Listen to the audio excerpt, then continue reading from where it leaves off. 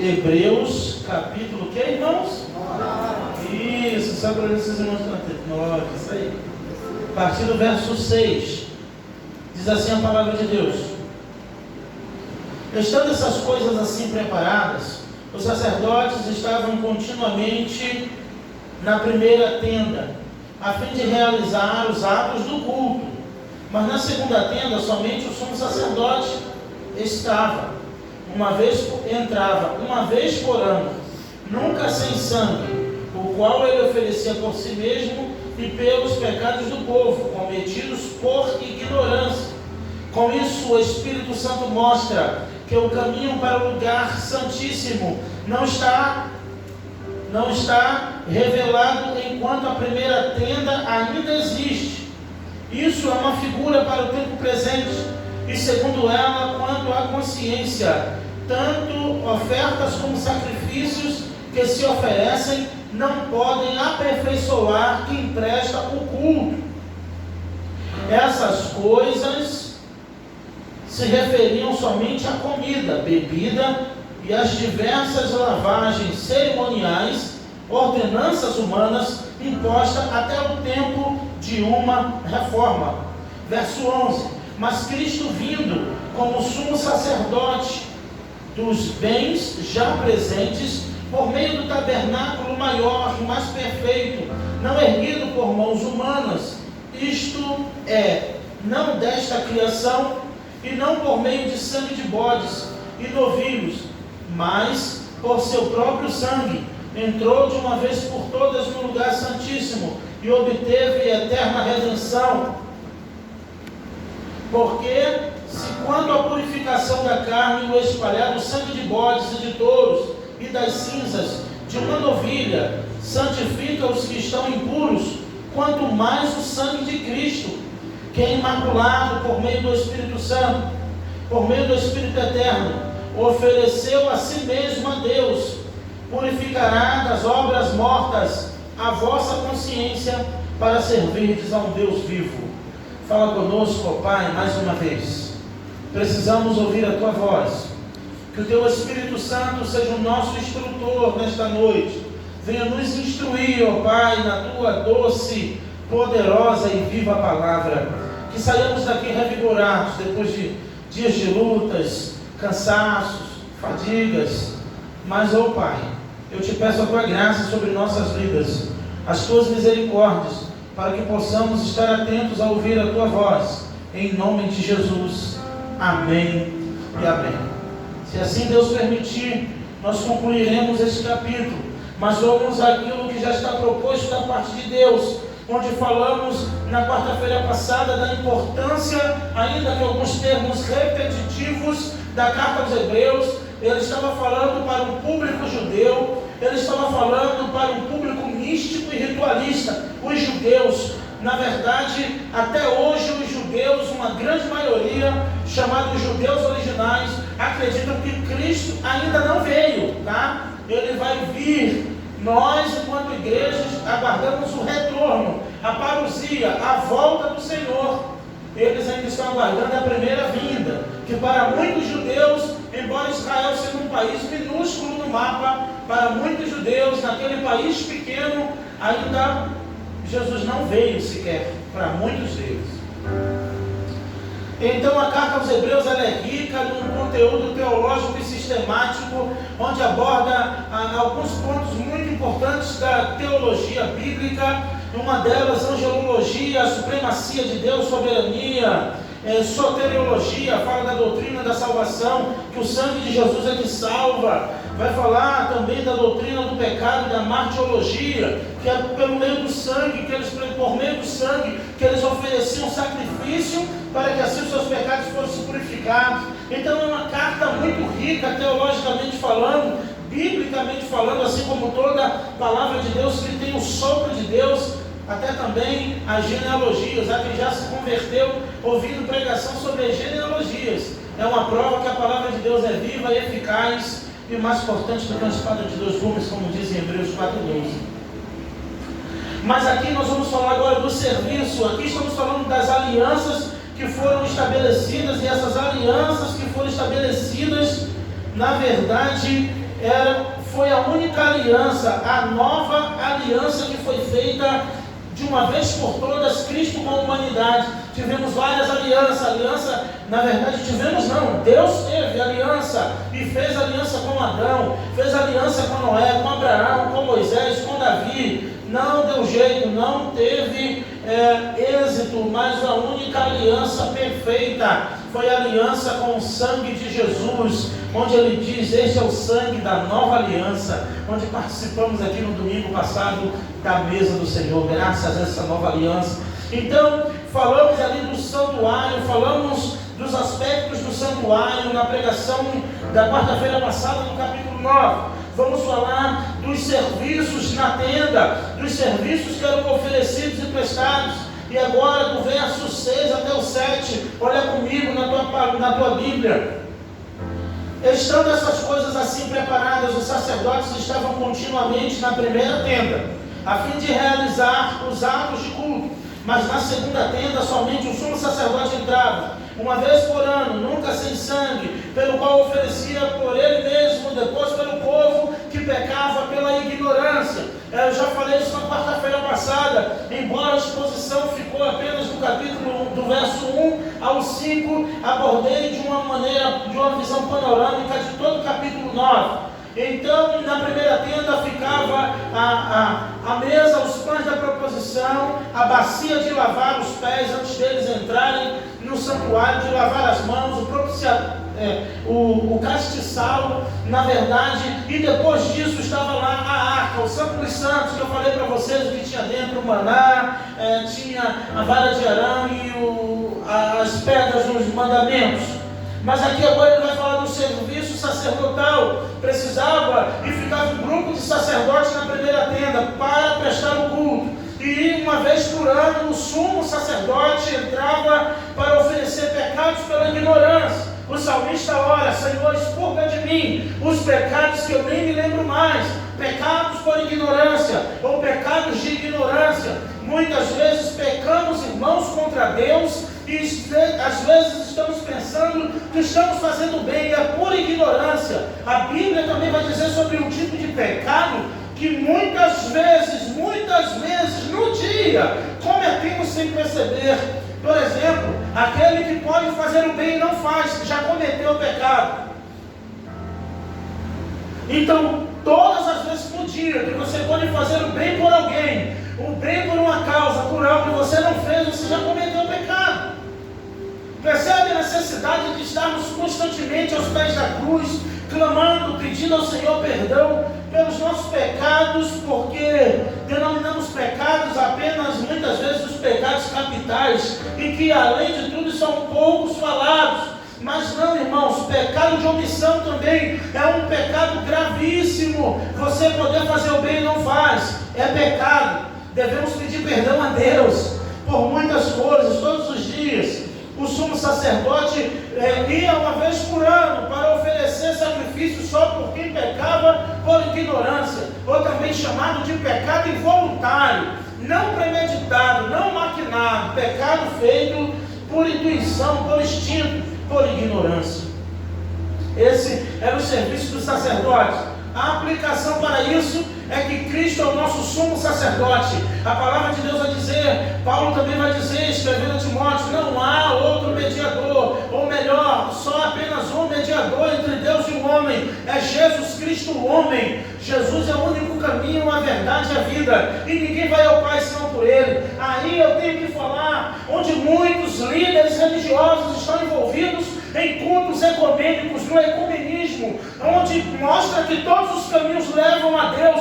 Não levam a Deus coisa nenhuma, só existe um caminho que leva a Deus, é o caminho da cruz, é o caminho do Filho de Deus, Jesus Cristo. Glória a Deus. E muitos pensam que na verdade isso faz parte de amar, faz parte do amor, faz parte de tolerância religiosa, faz parte de amar o meu próximo, independente da religião que ele seja. Olha, eu amo todos, mas eu não compactuo com as suas obras. E a Bíblia vai dizer que quando você senta com tais, você compactua das mesmas práticas. O Salmo 1 não está mentindo. Bem-aventurado é o varão que não anda segundo os conselhos dos ímpios, nem se assenta na roda dos escarnecedores, mas antes ele tem o seu prazer na lei do Senhor, e nela medita de dia e de noite. Eu não posso sentar com quem escarnece do meu Deus, eu não posso sentar com quem escarnece de Jesus, eu não posso me sentar com quem prega um travesti na cruz dizendo que é Jesus. Eu não posso me assentar, mas eu posso amar, mas eu posso orar, mas eu posso pedir para Jesus salvar essas pessoas, mas eu não posso compactuar com esse tipo de coisa, porque a Bíblia me ensina que não.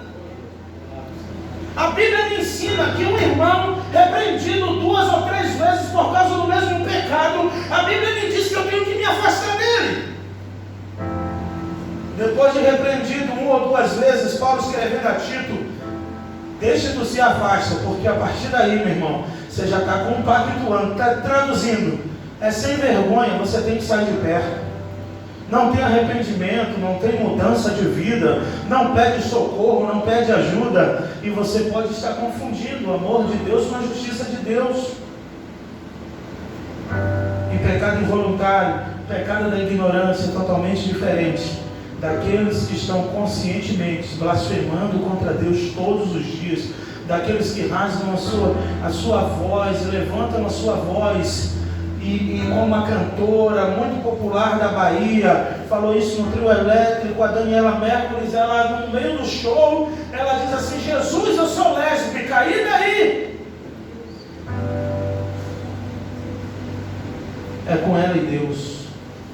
Que tem um tempo, um dia de se arrepender disso.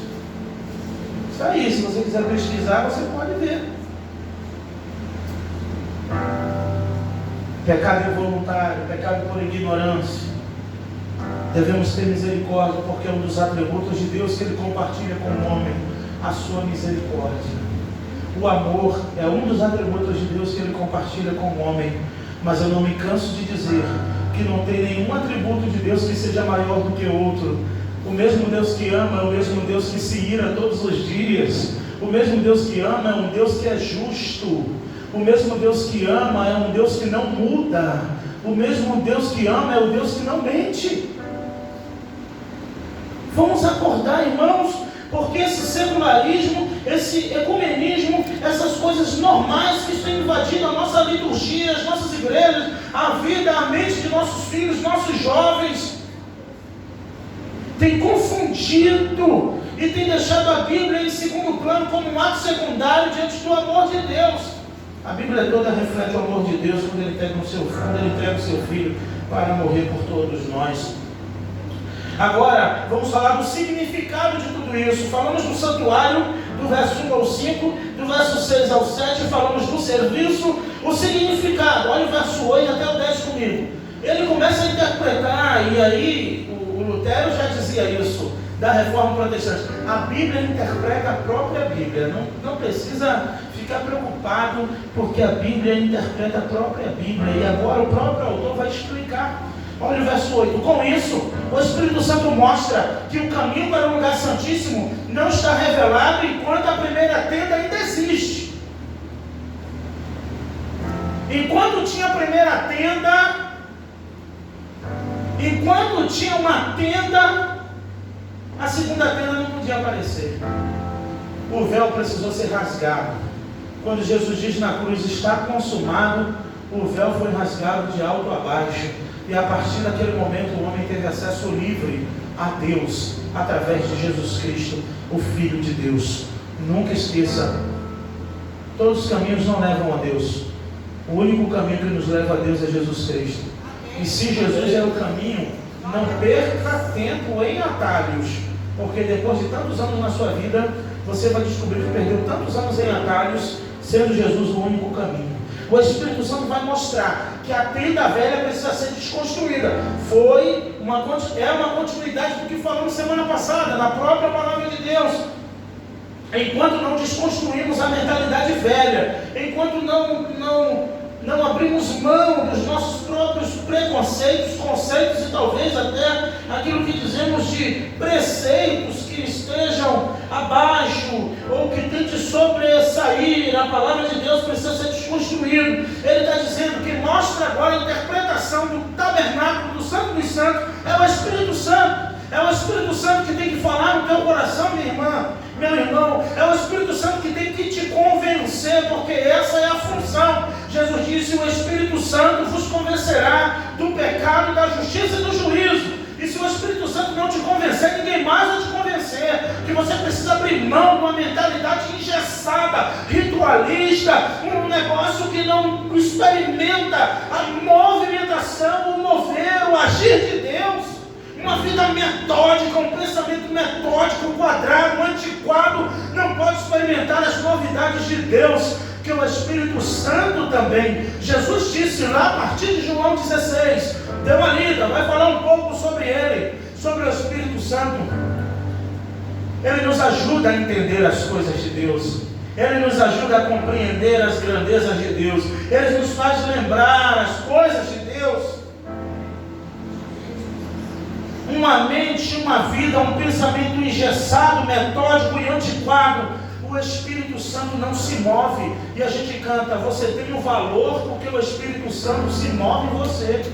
Mas Paulo escreve: não iniba o Espírito Santo. Paulo está mandando: não extingue o Espírito Santo dentro de você. É como um foco de luz, e que se você, quanto mais você sufocar, mais vai ficar menor. E Paulo orienta dizendo: não constranja, não iniba o Espírito Santo de Deus. Tudo isso começa na mentalidade. Mas dizemos: Deus botou em meu coração enganoso. Deus falou no meu coração, eu fico preocupado.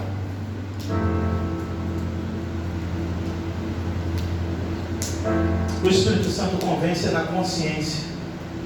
O arrependimento começa na mente, no pensamento. E talvez a mentalidade engessada dos fariseus, dos doutores, foi os que levaram eles a matar Jesus. Embora numa teologia mais ampla do Novo Testamento, a gente vê Jesus dizer: na verdade, ninguém tira a minha vida, eu mesmo a dou, né? Ele precisava morrer, ele tinha que morrer. Ele só morreu no dia e na hora que ele tinha que morrer. Mas o Espírito Santo mostra, olha aí, enquanto a primeira tenda ainda existe. Olha só, com isso o Espírito Santo mostra que o caminho para o lugar santíssimo não está revelado enquanto a primeira tenda ainda existe. Jesus falou lá do vinho velho, que não pode pôr vinho novo em odre velhos, porque não vai suportar. Não pode pôr remendo novo em pano velho. Aí Jesus completa: põe o vinho novo no odre novo e deixa o vinho velho no odre velho. Só assim poderemos entender a ação do Espírito Santo também, dentre tantas outras em nossas vidas. E qual é, pastor? Nesse texto aqui, é na mentalidade, é na consciência, é no estilo de vida, é em nós olharmos para esse texto e olhar para a igreja moderna ou pós-moderna brasileira e ver que não temos tenda em algumas, tabernáculo em algumas e arca em algumas. Já falamos que algumas têm, estão ainda pior ainda, né? Estão muito piores. Mas muitas não têm a tenda, não têm a arca, não tem o tabernáculo no altar, não tem uma cortina separando, mas tem tudo isso na mente. E enquanto a tua mente tiver o véu, você não vai experimentar o novo de Deus. Enquanto você tiver uma tenda, do jeito que você quer, do jeito que você pensa, você não vai experimentar as coisas de Deus. Porque no serviço do santuário, e aqui vamos ver mais à frente isso, que os atos do culto não santificam quem presta ao culto. As cerimônias, os rituais, as liturgias, só tem um que nos santifica: a palavra de Deus. Jesus olha e diz: santifica-os na verdade, e a verdade é a tua palavra.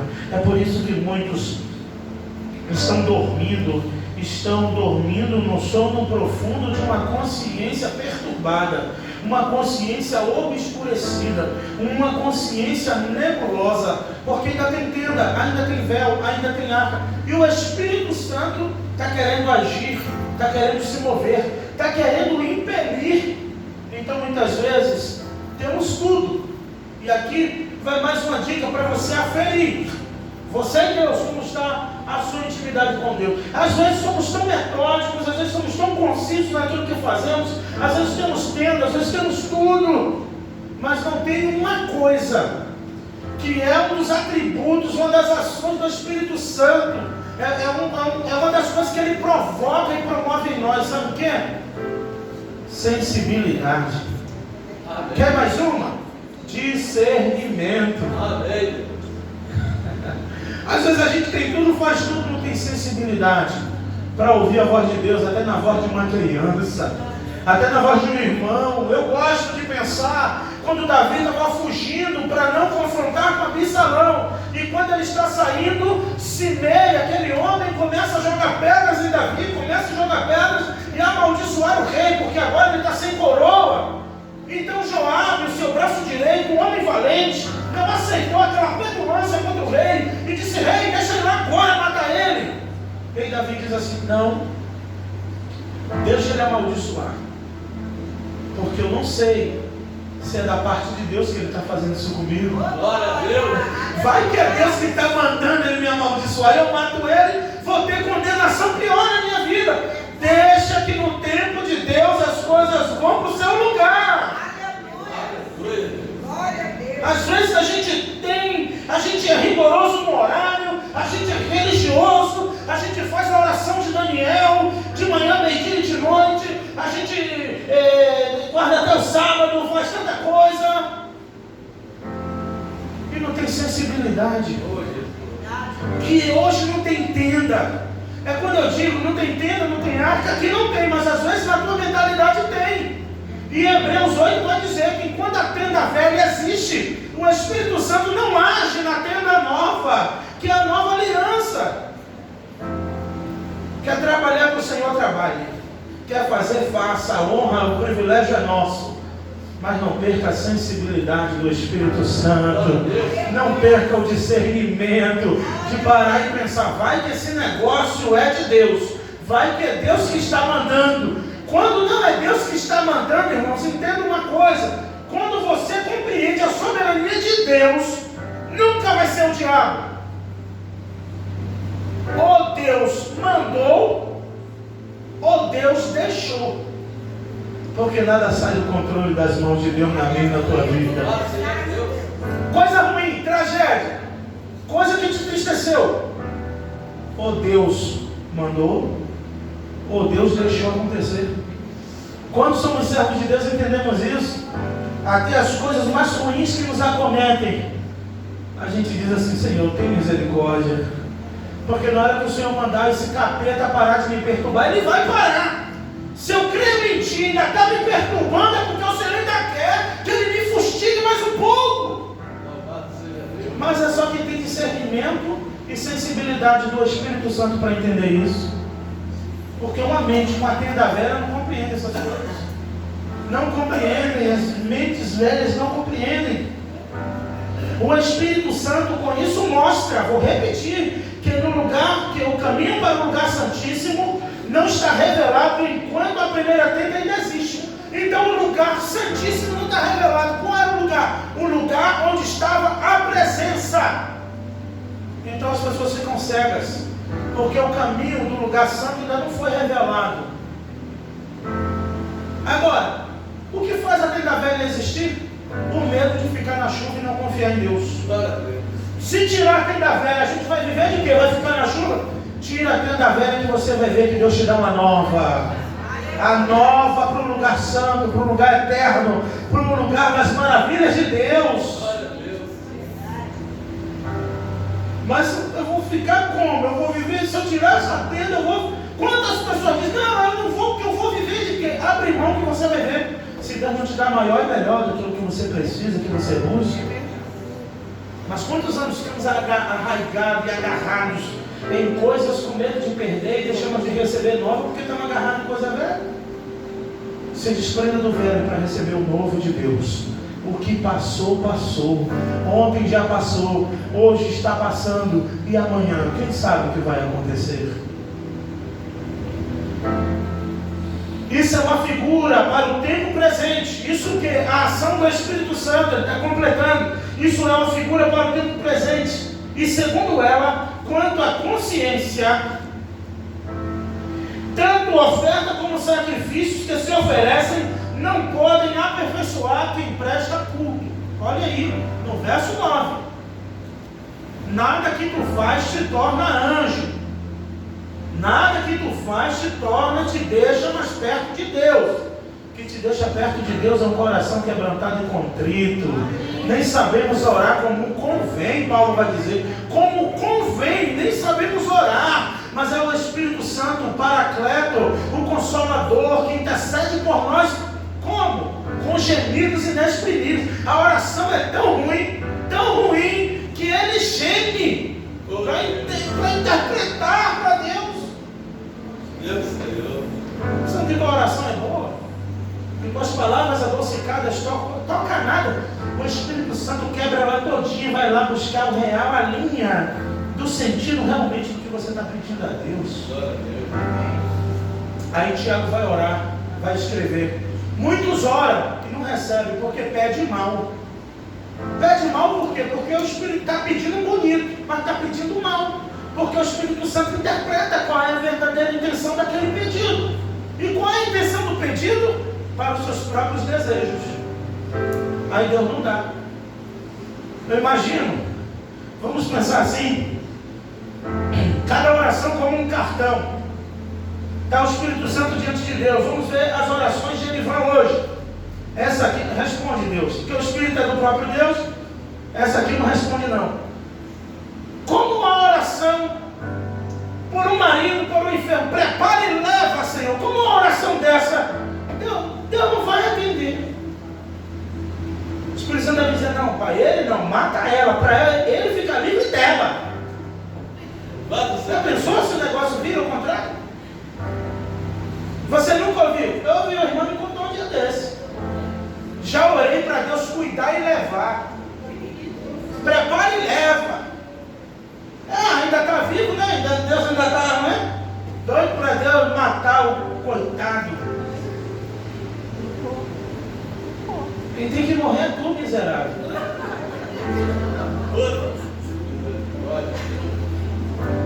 Moabita, faz isso, é Moabita, Malequita, Filisteu, menos crente. Não é, Cainã? Já pensou? Nada que fazemos santifica e nos faz, na verdade, nos torna santo. Um monte também não te santifica não, tá? Quem te santifica, só pode te santificar quem é santo. E quem é santo? O Espírito Santo. O Deus que é santo. O Jesus que é... Quer ser santo?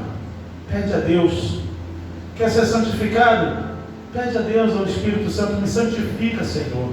Me ajuda, Senhor. Ele vai fazer a obra na tua vida, onde você estiver, na loja onde você trabalha, no ônibus, no metrô, no carro, no monte, em todos os lugares, Ele vai te ouvir. Essas coisas se referiam somente à comida, à bebida e às diversas lavagens cerimoniais, ordenanças humanas, impostas até o tempo de uma reforma.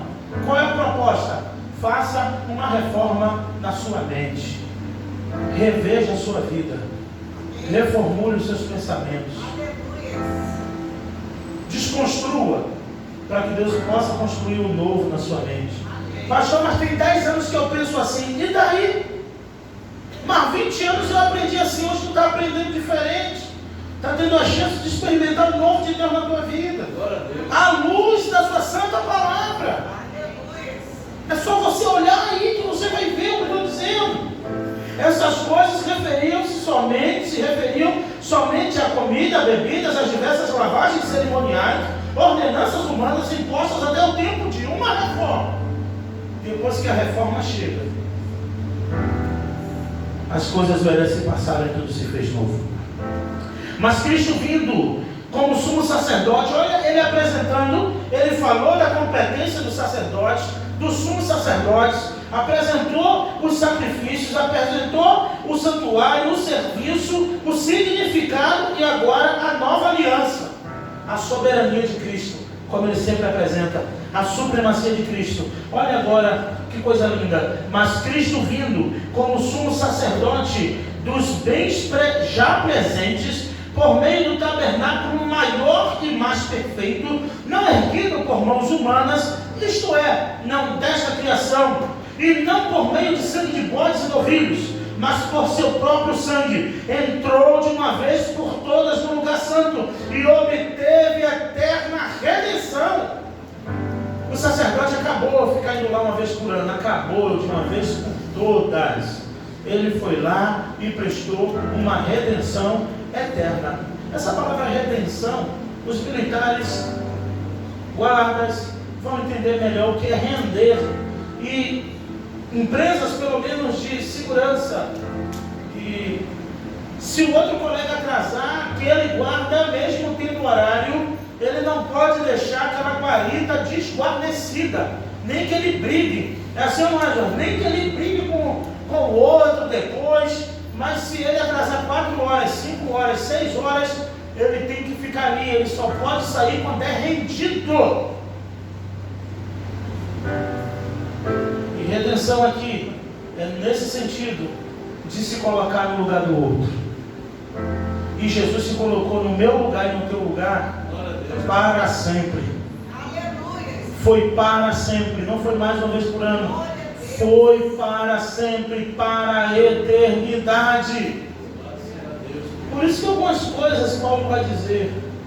O escritor aos Hebreus no capítulo 6 diz que está crucificando a Cristo de novo e o expondo à vergonha. Porque se ele já te rendeu de uma vez por todas, tem coisa que entendido, que um salvo lavado e remido pelo sangue de Jesus.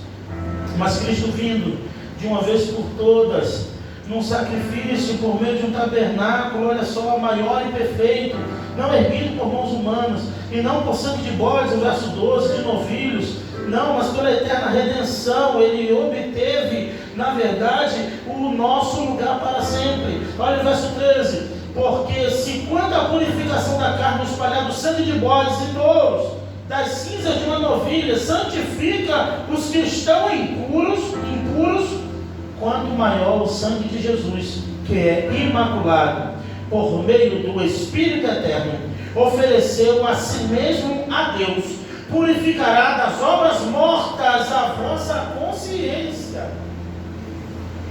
O que fomos falando aqui no decorrer da mensagem? Tudo está aqui, ó. Consciência morta, obras mortas na consciência. Cristo morreu para eliminar as obras mortas. Ele mesmo se ofereceu como sacrifício a Deus para purificar as obras mortas da nossa consciência, para servir a um Deus vivo. O nosso Deus é vivo.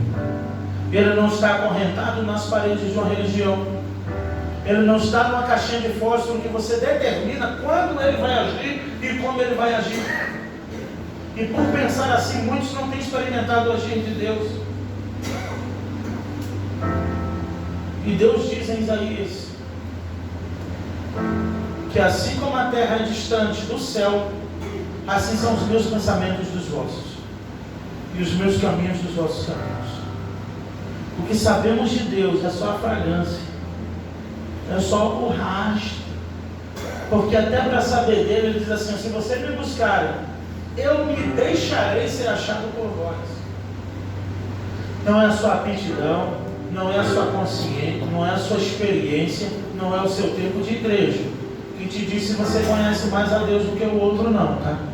Nunca subestime o irmãozinho que está do seu lado. Nunca subestime a irmãzinha que está do seu lado, que talvez ela tenha mais de Deus do que você pensa. Talvez tenha mais intimidade de Deus com Deus do que você possa imaginar. Então nunca subestime ninguém. Busque sua própria intimidade com um Deus vivo para iluminar a tua consciência e tirar a tenda velha e trazer a luz do Espírito Santo na tua consciência. Porque intimidade com Deus é uma coisa tão peculiar e particular que só os joelhos dobrados é que podem dizer. Às vezes nós não temos palavras, só temos lágrimas. A minha Bíblia diz que no Apocalipse um dia o anjo vai chegar diante do trono com um cálice gigante, com lágrimas e subindo fumaça. E naquele cálice estão as lágrimas dos santos, estão as minhas e as tuas lágrimas. Quando faltou palavras, a gente chorou diante dos pés do Senhor. E um dia todas elas serão respondidas. Está lá em Apocalipse. Precisamos entender isso, que nosso Deus é vivo, soberano. Essa é a proposta do escritor aos Hebreus, do primeiro capítulo até o último. Quebrar a presunção dos hebreus, de pensar que por serem hebreus, por ter uma aliança lá com Moisés, chega o escritor aos Hebreus e diz assim: não valeu de nada, pega tudo e rasga. Depois a gente vai ver que o testamento só tem valor quando o dono morre. Enquanto está vivo, aquele papel não serve de nada. E Cristo morreu para o Novo Testamento ter valor na minha e na tua vida.